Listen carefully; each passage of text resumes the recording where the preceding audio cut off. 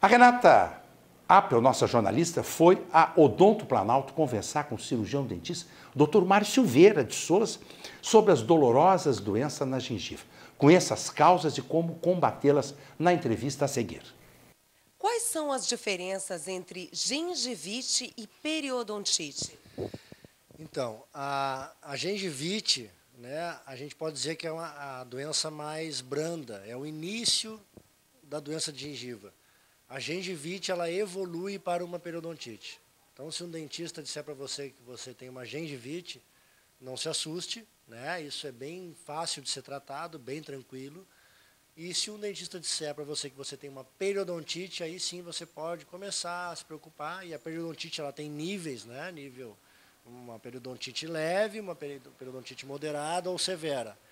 Então, a gengivite é quando a gente tem apenas uma inflamação e não houve ainda comprometimento do ligamento periodontal, né, que é o que segura o dente dentro do alvéolo, que segura o dente no osso. Então, a gengivite é só uma inflamação mais superficial mesmo, né, mais a parte de cima da gengiva, a parte de fora. E a periodontite, então, é quando a coisa começa a ficar mais séria. A gente tem, então, perda de inserção do ligamento, a gente tem perda de ligamento periodontal, começa a aparecer a raiz do dente, muitas vezes. Então, aí já começa a complicar um pouquinho mais. Existe uma questão muito importante, um fator que pouca gente se dá conta com relação às doenças da gengiva, a hereditariedade, não é mesmo, doutor? Isso, né? Tem essa questão hereditária, né? Assim como a gente sabe que tem no câncer, né? Enfim, uma série de doenças tem a questão da hereditariedade. Só que a periodontite, né, tem muito assim, ó, não quer dizer, né, e eu ouço isso muito aqui na cadeira, porque meu pai tinha, porque minha mãe tinha, eu tenho. Não se deve justificar, né? O que pesa muito é a questão da higiene bucal. A cultura familiar em relação à higiene bucal. Isso a gente aprende, é cultura familiar. Higiene bucal é cultura familiar. Então, assim, a pessoa tem a tendência genética. Tem pessoas que têm essa tendência genética e não desenvolveram a periodontite. Tem pessoas que não têm a tendência genética e desenvolveram a periodontite. Tabagismo ajuda muito nessa questão e a higiene bucal. Então, eu diria assim, tem muita relação com a questão da higiene. Né? Não é porque meu pai e minha mãe teve que eu tenho que ter também. Se você tiver uma orientação do dentista bem, se você conseguir quebrar essa cultura familiar, lá em casa nunca teve fio dental. Né? Se o seu dentista conseguir quebrar isso e fazer com que você use esse fio dental diariamente, com que você tenha uma higiene bucal adequada, você não vai desenvolver a questão da periodontite por esse fator de hereditariedade. Doutora, a pessoa está ali escovando os dentes. Escova bem direitinho, bem limpinho, cospe, vê sangue na pia. Ou então, alternativamente, está escovando os dentes, aí está ali escovando, olha o dente ali no espelho e vê que a gengiva está sangrando, pressiona ali o dedo na gengiva e vê sangrando aquilo. Entra em desespero. É uma situação para entrar em desespero? É um indício de doença na gengiva? O que ela faz? Qual é a primeira atitude a ser tomada? Bom, não é fato, não é motivo para se desesperar, né? Mas é motivo, sim, para agendar uma consulta no dentista, né? E é motivo, sim, para botar a mão na consciência e se lembrar, poxa vida, quando é que foi a última vez que eu escovei meus dentes desse jeito? Geralmente acontece isso quando a pessoa ou tem uma festa, ou vai sair com alguém, né, que saiu, quebrou aquela rotina. Ela vinha escovando a semana inteira daquele jeito, na correria. Aí um belo dia, sei lá, tem um aniversário para ir, tem uma festa, vai lá e escova mais detalhadamente, escova com mais carinho a boca, limpa a boca melhor por algum motivo, e aí sangrou a gengiva. Então, tem tudo a ver com a questão da qualidade da higiene bucal. Né? Tu não tem que esperar uma gengiva sangrar para te dar conta que está limpando mal. Né? Eu não uso fio dental porque minha gengiva não está sangrando. Isso não é motivo. Quando a gengiva já está sangrando, já está com doença. Né? Então, quer dizer, o que é o sangramento? O sangramento é o teu corpo, né? O teu corpo se defendendo da entrada das bactérias. A gente sabe que a boca é uma fonte, né? A boca é um meio que tem muita bactéria. Se essas bactérias começam a ficar num grau grau muito elevado, em muita quantidade, elas ficam ali perto do dente, o que o organismo faz? Bom, onde é que estão as nossas células de defesa? Estão no sangue. Estão tentando invadir o corpo, né, do fulano ali pela gengiva. O que eu faço? Mando o sangue para lá. Então, esse sangramento, na realidade, é o teu corpo se defendendo da entrada das bactérias, que tem muitas ali. Então, aumenta o fluxo sanguíneo na questão da gengiva, ela fica inchada, fica vermelha, cheia de sangue, mas ali está acontecendo uma guerra. Né? Ou seja, é o teu corpo se defendendo, botando sangue ali onde estão as células de defesa e as bactérias tentando invadir o teu corpo. A partir do momento que você tira essa placa bacteriana, que você faz uma limpeza bucal no dentista, que você diminui a quantidade de bactéria ali na gengiva, no sulco gengival, que é aquela entradinha que tem da gengiva, o organismo suspende o sangue. Não precisa mais sangue lá, porque lá já não tem mais bactéria, está tudo sob controle, pode desinchar a gengiva, pode parar de sangrar, né, e vai gastar essa energia em outra coisa. A gente gasta muito, nosso corpo gasta energia. Né? Então, tem pessoas que gastam muita energia com a boca. Não precisa. Então, isso tem a ver muito com a questão da educação em relação à higiene bucal. Fio dental, escova e o raspador lingual também na questão da placa lingual. Muito importante isso. Mas a doença de gengiva ela pode ser perigosa, né? É uma doença que tem uma evolução lenta e indolor. Às vezes, quando a pessoa descobre, já é tarde demais e não é possível evitar a perda dos dentes, doutor. É isso mesmo? Isso. Principalmente nos fumantes. O que acontece? O fumante ele tem uma vasoconstrição pelo tabagismo. Esse sangue, a doença ela não sangra a gengiva. Ele tem doença periodontal, a doença periodontal está progredindo e ele não tem sangramento, porque ele é fumante. Tem pessoas que relatam, eu parei de fumar, minhas gengivas começaram a sangrar. Tem a ver, tem a ver. Parei de fumar, comecei a salivar muito mais. Tem a ver. Então, principalmente no fumante, essa questão assim de não aparecer. E mesmo no não fumante, ela muitas vezes não aparece. Né? Qual é o problema da doença de gengiva? Ela não dói. Não é que nem a cárie. A cárie, quando a cárie chega num estágio médio, ela já começa, qualquer coisinha gelada que a pessoa toma, dói. Então, a cárie ela se manifesta através da dor muito rapidamente, muito facilmente. A pessoa chega aqui, doutor, estou com uma cárie. A doença de gengiva não, ela não dói, ela é assintomática, ela não tem sintoma. Num estágio inicial, ela é assintomática, num estágio intermediário, ela começa a ter sintoma num estágio assim, já indo mais para o avançado. Doutor, meu dente está balançando. Doutor, a minha gengiva está toda, subiu e a minha raiz está exposta. Doutor, eu estou com um mau hálito que o pessoal não está aguentando lá em casa. Doutor, meus dentes estão girando, meus dentes estão mudando de posição. Porque o que a doença de gengiva faz? Num primeiro momento, ela destrói o ligamento periodontal, que é o que tem é o que segura o osso, o dente no osso, dentro do osso do alvéolo. Num segundo momento, ela vai destruindo o osso também. Então, as pessoas que têm a raiz exposta, né, a gente brinca, né, o dente de cavalo que a gente fala, né, as pessoas, vocês já viram na rua pessoas, ou enfim, familiares. Sorriso gengival. Tem aquele dente desse tamanho, aparece toda a gengiva. Isso é sequela da doença de gengiva. Essa gengiva não volta mais. O que você perdeu de osso, o que você perdeu de gengiva, isso não volta. Então, não adianta. Você consegue estancar o processo, mas não consegue fazer voltar. Então, e as pessoas só vão se dar conta que estão com isso no estágio mais final. Meu dente está balançando, ou aparece com a cara desse tamanho, que é o abscesso, pode dar também, né, um inchaço muito grande numa região, ou uma dor num dente, mas aí já é tarde demais. Aí você vai para o tratamento e recebe a bela notícia que seus dentes do fundo não vão dar para salvar.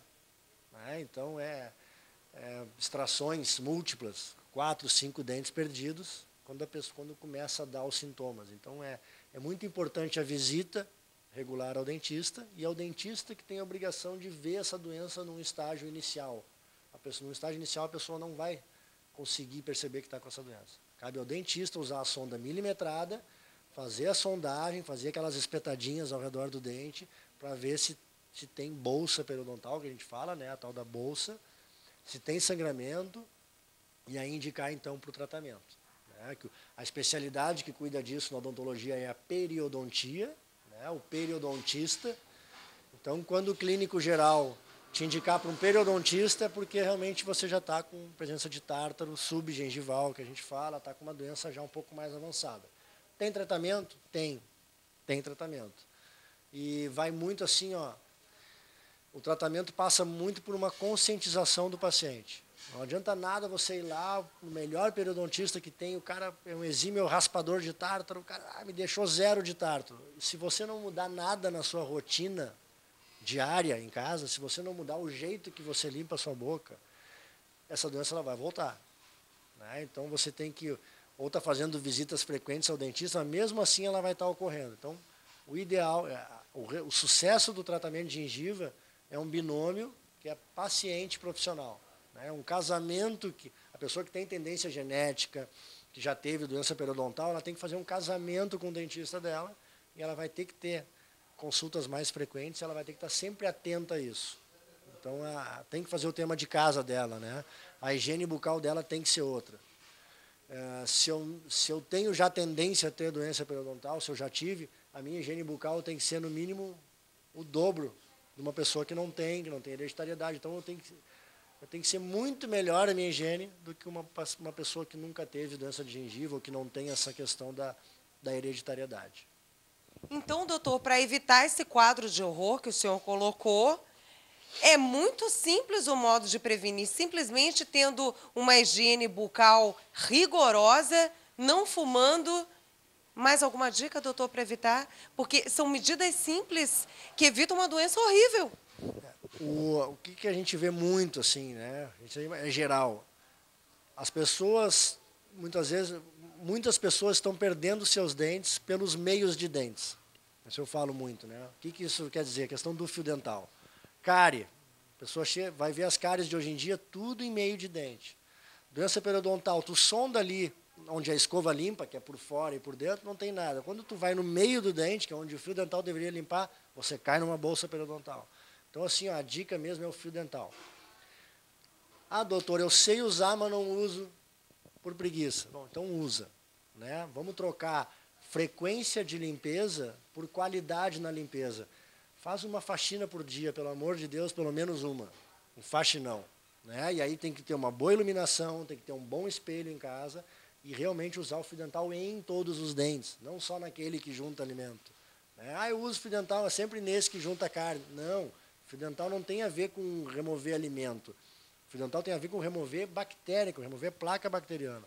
Então, passar o fio em todos os dentes, né? Escovar toda a região bucal com um bom espelho, uma boa iluminação, enxergar o que está fazendo, olhar, fazer essa higiene bucal. Qualidade na higiene bucal. E visita frequente ao dentista. Né? O dentista que vai te dizer, ó, aqui melhora a higiene, aqui tu não está alcançando.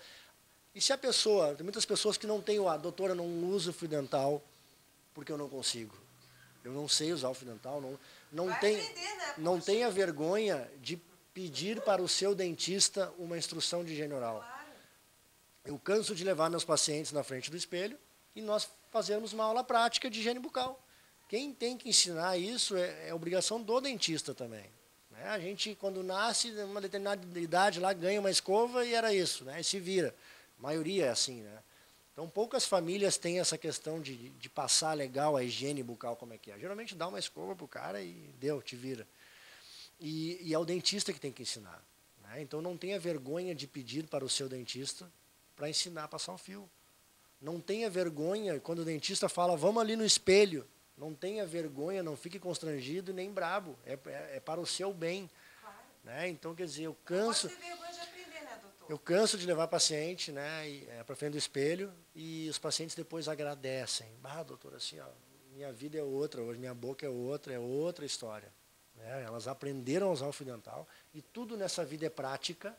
Né? Eu falo isso para os meus pacientes. No início a pessoa não vai ter coordenação, que nem eu brinco, né, vai quase se enforcar com o fio dental nas primeiras vezes. Né? Depois pega o hábito. Né? E aí depois ainda vai aprimorando. Então, assim, ó, tudo nessa vida... Vai aprender a andar de bicicleta. Tu não vai sair pedalando.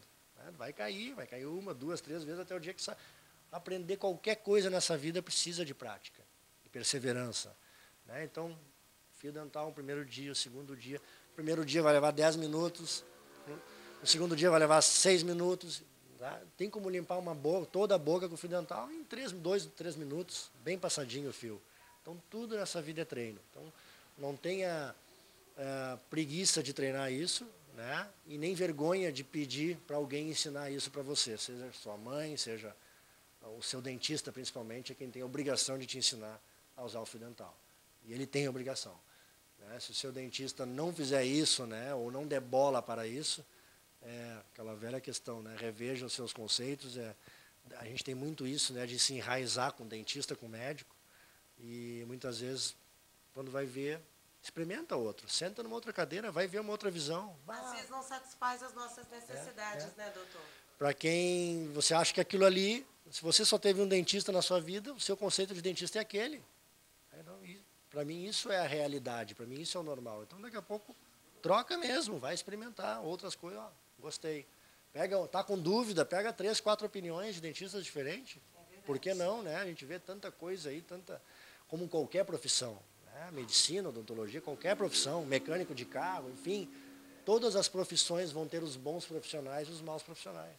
Então não tenha vergonha de trocar de cadeira para fazer esse filtro da realidade. Né? O que é odontologia mesmo? Né? O que é saúde bucal? O que é prevenção? Né? O que é um dentista que foca na prevenção? O que é um dentista que acredita na prevenção? O que é um dentista que ensina a pescar e não dá o peixe? Né? Eu vou no meu dentista, toda vez que eu vou lá tem uma coisinha para fazer. Toda vez eu vou de 6 em 6 meses, sempre tem 2, 3 cáries. Não, peraí só um pouquinho. Tem alguma coisa errada? Tem alguma coisa errada. Toda vez que eu vou lá, sai uma sangueira de tártaro e é sempre um perrengue as limpezas. Eu faço de 3 em 3 meses as limpezas e tem alguma coisa errada. Tem alguma coisa errada. Talvez esse dentista não foque na prevenção. Né? E sim só na questão do cirúrgico restaurador, que é um conceito do passado. Né? Odontologia cirúrgico restaurador é um conceito do passado. Abriu um buraco, tapa. Tem o tártaro, não, doeu, arranca. Isso já era. Hoje em dia, o foco é prevenção. Prevenção. E o dentista tem a obrigação de ensinar os seus pacientes a escovar os dentes e manter a sua saúde. A ideia é você passar por uma cadeira do dentista uma vez só. A partir dali é só manter. Não tem que estar vindo toda hora no dentista para fazer coisa. Alguma coisa está errada. Então, essa é a dica. Né? Procurem dentistas que acreditem na prevenção, que não tenham vergonha de levar vocês na frente do espelho para dar uma instrução de higiene oral e que realmente lhe orientem assim para essa questão da manutenção da saúde. Dr. Mário Silveira de Souza, cirurgião dentista, aqui da clínica Odonto Planalto, para finalizar a nossa entrevista sobre gengivite, periodontite. Como é que é o tratamento? Se a pessoa já está com um problema instalado nas gengivas, não entre em pânico, encara o tratamento numa boa, como é que ele é? Bom, geralmente tem casos, dependendo da severidade, pode levar até 6, 7, 8 consultas removendo o tártaro. Né? Então, numa primeira consulta faz uma limpeza mais superficial, daquele tártaro que está mais para fora da gengiva, que é a RAP, que a gente chama, né? A raspagem, alisamento supragengival, que está para fora da gengiva. E a partir da outra consulta, da evolução, vai se começar então a raspagem subgengival. Então, com instrumentos adequados, o dentista vai entrar dentro da bolsa e vai remover aquele tártaro mais profundo, evidentemente com anestesia. Tem pessoas até que conseguem fazer sem, mas a maioria dos casos é com anestesia. E a gente pode dividir a boca em quadrantes, né? Anestesia um lado. Então, já fez a primeira limpeza geral. Então, vamos começar agora a segunda parte, que é a raspagem subgengival, tártaro mais profundo. Anestesia um quadrante e limpa todo aquele quadrante. Passa uma semana, 15 dias, volta lá, anestesia o outro quadrante, limpa o outro quadrante, depois embaixo e aqui. Então, isso uma periodontite moderada a gente faz assim. E tem casos extremos, periodontite severa, você muitas vezes fica uma consulta inteira, 40 minutos, limpando 2, 3 dentes. Aí você divide por sextantes. Hoje eu vou limpar 3 dentes, de tão severa que está a doença. Hoje mais 3. Aí esse tratamento demora um pouco mais. Mas eu diria assim que uma média de tratamento periodontal, em torno de 4 a 6 consultas, 4 a 6 consultas está resolvido essa questão da periodontite. E depois daí é só manter.